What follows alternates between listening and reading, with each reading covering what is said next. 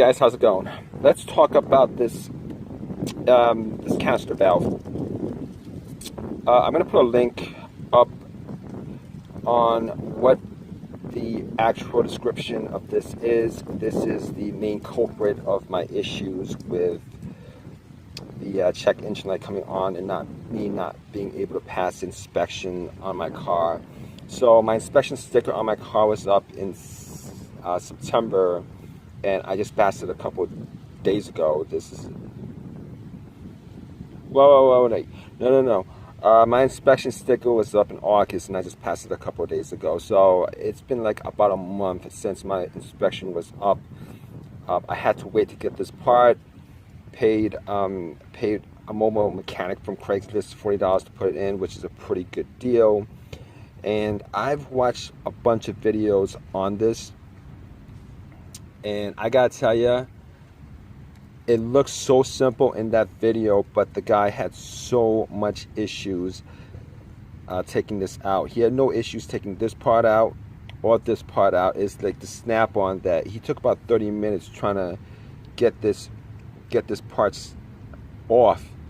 This part of the solenoid valve right here. Took 30 minutes to try to get this off. It was like so simple. Well, no, it looks so simple in the videos, but if you guys look at it, it looks simple to take off, but it took 30 minutes to take off. And if you guys watch some videos on this, it just seems like it's easy to get to. It's not really easy to get to. It's not easy to find either. So the guy had to spend like 15-20 minutes trying to find this. Under the I think it's above the gas tank. Yeah, so this part was like right around this area of the car, in back of the wheel, right this area, right around this area. This car was jacked up. It's, you know, I guess it's right about here. It's above the gas tank, and it was such, he had a hard time getting this off. This little socket right here, he had a hard time getting it off. As far as the tube is concerned, he had no issues with that. That was pretty easy. But once he got to this part, trying to get it off, it was such a pain in the ass to get off. He spent like 30 minutes trying to do it. And I thought he was just going to give up on it. And as far as putting it back in, for whatever reason, he had issues snapping this back in, this part right here, when he was finished with it. He spent another like 15 to 20 minutes trying to, you know, get this. But he put some what is it, WD-40 or whatever, he sprayed some stuff on here, and finally managed to do it. He was about to quit trying. That was how difficult it is. So it's not as easy as it looks in the videos. And this part costs about 40 bucks. Pretty expensive for a simple part like this. But this was the main reason why, this part right here was the main reason of why my check engine light kept going off on me. And I did everything. So basically I did so much as far as trying to figure out what the real issue was. I changed the O2 sensor, just one of them, the one that's on top right here. I changed it up. I paid about $20 for the part, got somebody to change it for $30, and that didn't help. Didn't change it up.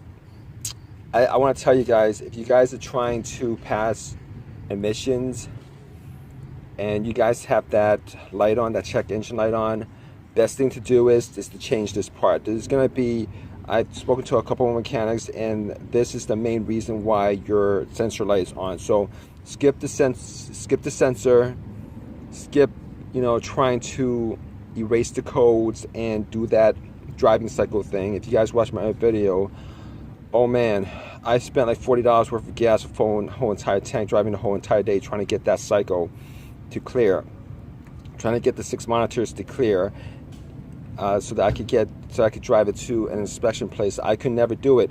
The reason being is that I think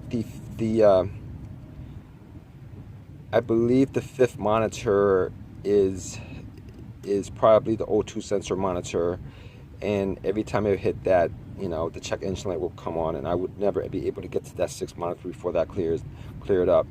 So that was the big issue. So you guys have any issues as far as inspection, check engine light, do yourself a favor, don't do any of that stuff as far as, you know, trying to clear the code and then driving it for, you know, however long, 20 miles, 40 miles, because a lot of times that actually doesn't work at all, because you're trying to guess, you know, how many miles to drive before the monitor clears and stuff like that. Don't even do that. Just buy this part.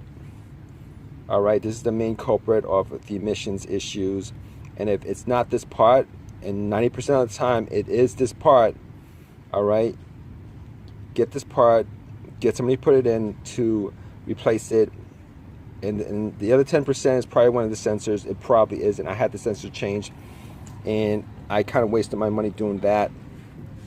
That didn't help the issue, but this one did.